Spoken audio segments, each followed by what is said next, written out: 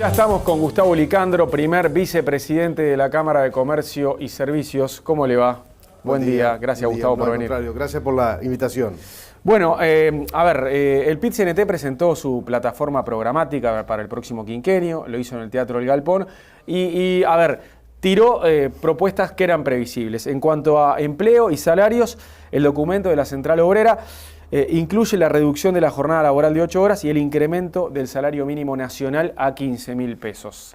¿Cómo ve estas propuestas? A ver, estuve mirando el documento y sí, tiene una enorme cantidad de puntos y temas, parece una especie de kermés, digamos, de propuestas, ¿no? Pero sobre el tema de bajar el horario de trabajo, manteniendo el mismo nivel de remuneraciones, lo que están diciendo básicamente es, bueno, vamos a encarecer la hora de trabajo, vamos a bajar la competitividad del Uruguay y, en definitiva, una propuesta de ese tipo, en un momento con salarios reales altos y con un desempleo bajo, en realidad una propuesta de ese tipo lo que está diciendo es, bueno, vamos a promover el desempleo, porque en definitiva, si la competitividad baja, la rentabilidad de las empresas baja, lo que va a pasar es que la actividad se va a resentir. Entonces, ellos consideran que esa es una mirada, la de ellos es distinta. Ellos dicen que incluso esto hasta puede generar nuevos empleos porque hay empresas que se verán obligadas a contratar más gente si reduce la jornada laboral. O a reducir su personal, reducir su actividad y cerrar, o hasta cerrar en la medida en que su competitividad baja, ¿verdad? En función de que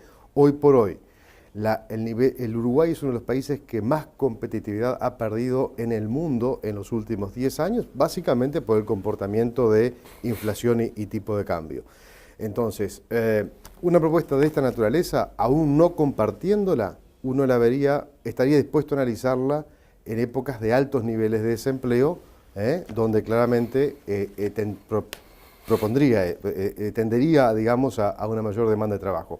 Hoy no, hoy lo que va a hacer es perjudicar la competitividad del país y, por lo tanto, en un momento en que el nivel de actividad empieza a crecer menos, que hay riesgos de que las tasas de interés en Estados Unidos empiecen a subir, que el ingreso de capitales en Uruguay empiece a bajar, que el nivel de la actividad de la construcción, eventualmente de industria, eventualmente del comercio, empiece a ceder, bueno, lo que está diciendo es pierdan más competitividad, reduzcan sus costos, y una de las formas de reducir los costos de cualquier empresa es básicamente generar desempleo. Entonces, la verdad, con la bonanza de estos años, esa propuesta, da por tierra una buena parte del éxito de estos años, que es justamente un nivel de desempleo muy bajo, hoy en el entorno del 6%, algo menos del 6%. ahora. Algo menos del 6%, exacto. ¿Y elevar el salario mínimo nacional a 15.000 pesos es posible? A ver, los consejos de salarios y los sindicatos en general se preocupan por quienes tienen trabajo, están empleados y defienden, ¿verdad?, los niveles salariales de quienes tienen trabajo. Ahora, el que está desempleado es como el tango, ¿no? Lo mira del lado de afuera, con la ñata contra el vidrio. Más nivel de salario mínimo nacional es levantar la valla para que quienes están desempleados logren tener trabajo. Cuanto más pero es levantarle también la valla a los más sumergidos, ¿no? Que los que ganan menos ganen más. Esa es la idea. Bueno, efectivamente, si ganan menos, puede ser que alguno de ellos también pierda su trabajo.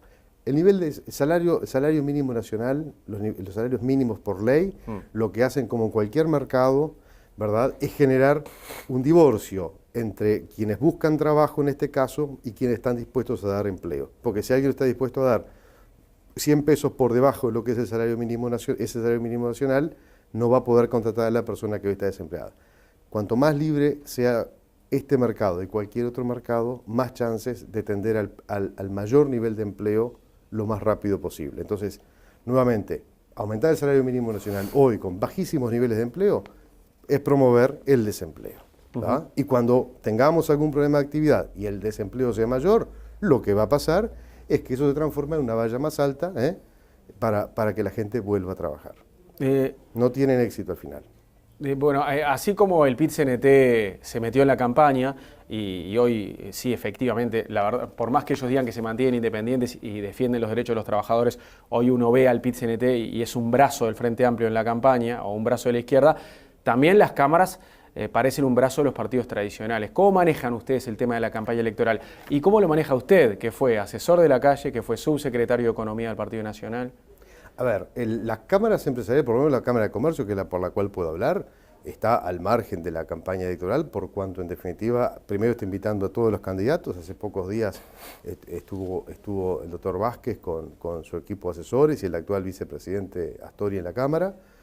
En principio, yo no percibo que eso sea así. Mi caso particular, además, nosotros nuestra participación en la Cámara está vinculada a una empresa que nosotros dirigimos, en la cual yo integro su directorio y es socia de la Cámara de Comercio. Cierto es que en algunas vidas anteriores yo tuve actividad pública, tuve actividad en el mundo de lo que era el equipo económico en la época del doctor Lacalle, pero bueno, es parte de la vida de cada uno, ¿no? Yo no veo ahí ninguna injerencia. Es más, el PIT-CNT claramente tiene ideas y posiciones más próximas al Frente Amplio, pero ellos mismos han dicho que el mismo Tabaré Vázquez dijo que no estaba de acuerdo con este paro que van a hacer y lo van a hacer igual, así que bueno, ellos sabrán qué hacen y cómo se benefician o perjudican unos a otros. Usted dice que no van a mantener o no van a hacer pública una postura de acá a fines de octubre. Política no, es imposible, lo tenemos totalmente vedados y en la Cámara de Comercio seguramente hay dirigentes colorados, blancos, frente amplistas, así que descarto que no,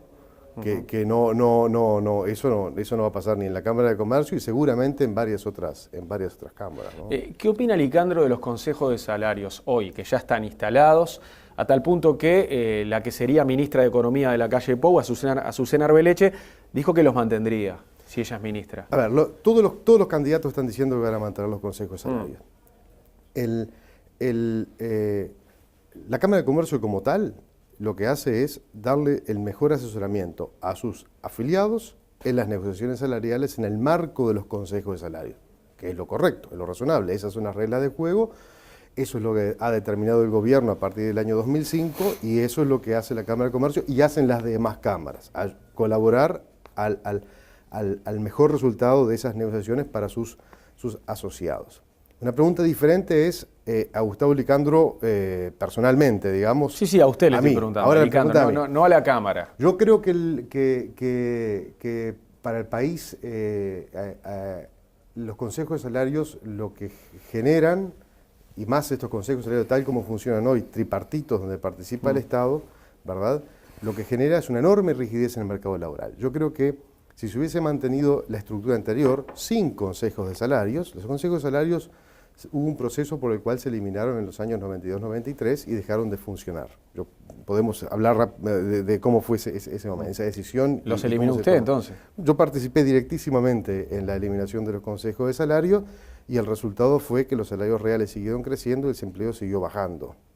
O sea, fue muy exitoso para el país y para los trabajadores la eliminación del funcionamiento de los consejos de salarios en aquel momento, donde todo quedó en una relación mucho más directa entre trabajadores y empresarios. Hoy están reinstalados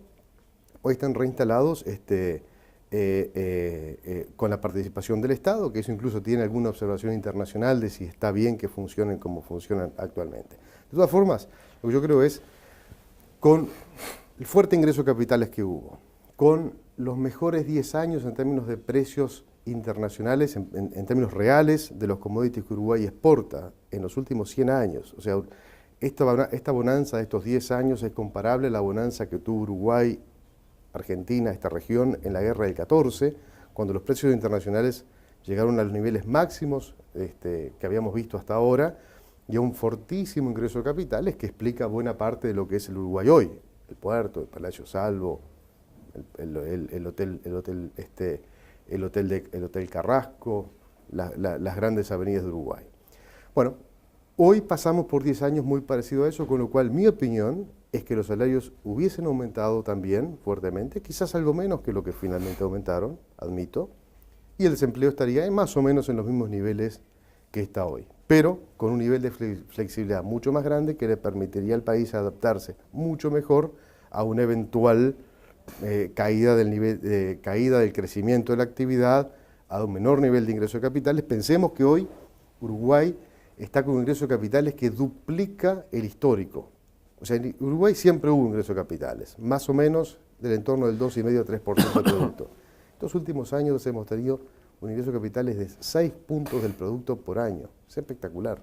¿Por qué? Por bajísimas tasas de interés en el resto del mundo, una enorme liquidez en el resto del mundo, crisis en Europa, y bueno, el capital, como se dice vulgarmente, es cobarde y busca refugios en lugares rentables y más seguros. Ahora, ¿por qué cree que ningún partido político, ni los que están más a la derecha, dicen que los van a sacar los consejos de salario? Es una medida que caería muy antipática en la población.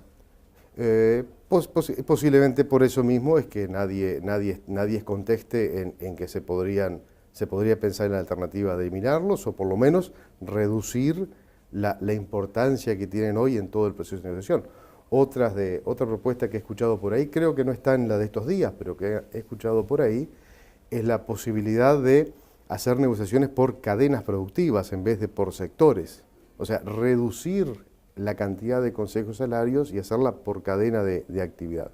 Eso en definitiva lo que hace es, le da mucho más poder a los sindicatos que administren esa negociación de una cadena productiva, porque en definitiva los sectores todos tienen distintas estructuras de capital, de inversiones, de rentabilidad, de mercados. Entonces, cuanto más atomizada esté esa negociación, más posibilidad de que cada uno negocie en función de sus intereses y de su productividad.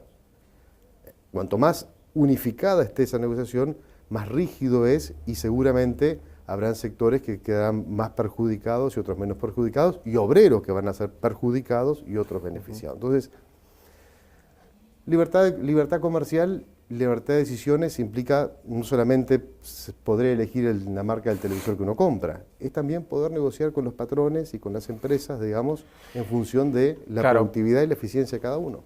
Pero también es una realidad que en muchas empresas es imposible eso y con los consejos de salarios hay miles de empleados que tienen asegurado un aumento en tal fecha sin la necesidad de ir a pelear el aumento de sueldo.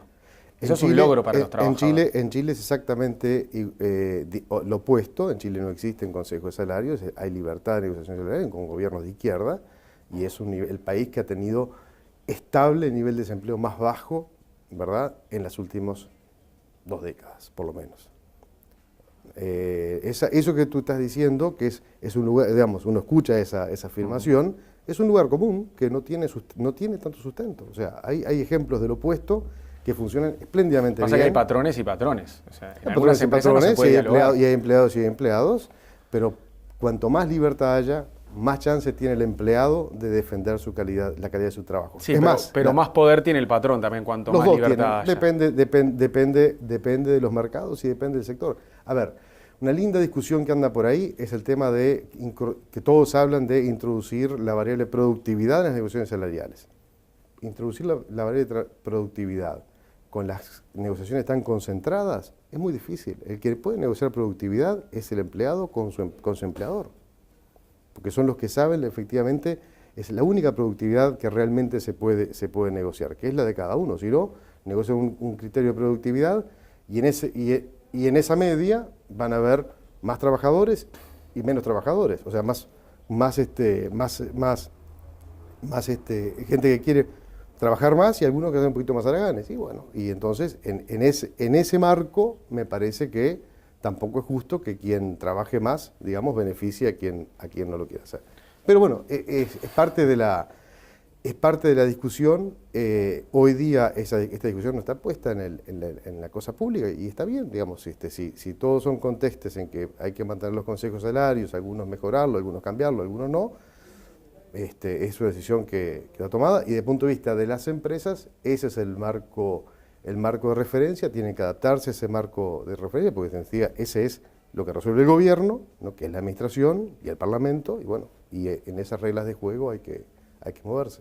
La economía uruguaya sigue creciendo, pero ese crecimiento se desaceleró. ¿Cómo analiza este momento? A ver, el Uruguay, Uruguay, estos años pasados el crecimiento ha estado en el 5 y tanto % promedio por año. Este año vamos a crecer menos y posiblemente los años próximos un poco menos. Claramente el nubarrón más importante que anda en el horizonte, ¿cuál es? Es la suba de tasas de interés en Estados Unidos y eventualmente que Estados Unidos continúe desmantelando de una forma más intensa todos los mecanismos, digamos, que han puesto tanta liquidez en el mercado. Bueno, eso implica que el ingreso de capitales de estos 6 puntos de producto promedio que tenemos de ingreso por año baje, posiblemente a lo que era el ingreso histórico, algo en torno de los 3 puntos del producto, que igual no está mal.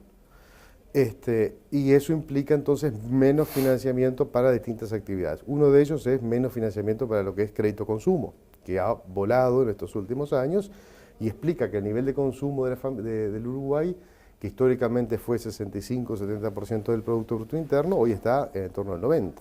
Bueno, ahí tenemos una fase, algo que va a ser, que va a ser negativo para el nivel de actividad del país.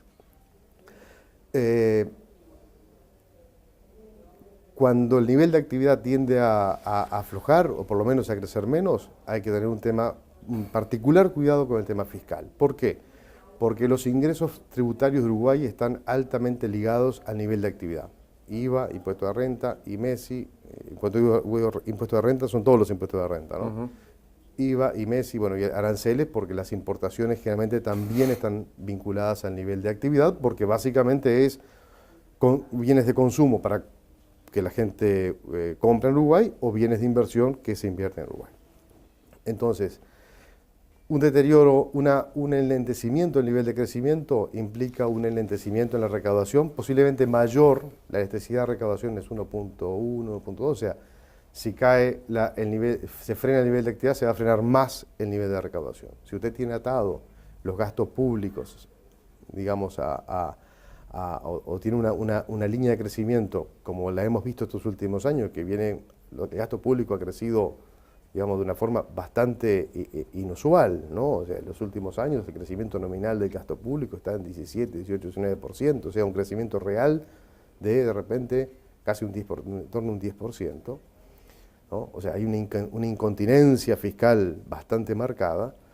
Bueno, eso implica seguramente entonces un problema en el resultado fiscal, eso va a terminar financiándose con deuda pública. Bueno, ahí hay una luz de alerta que hay que tener y posiblemente eso tenga una traducción en que haya que hacer una corrección en el gasto público o ponerle algún tipo de freno al aumento de los principales componentes del gasto público. Uno de ellos son los salarios públicos. ¿Y avisora una posible debacle económica para los próximos 5 años? No la avisoro porque en definitiva la capacidad de endeudamiento de Uruguay todavía es alta.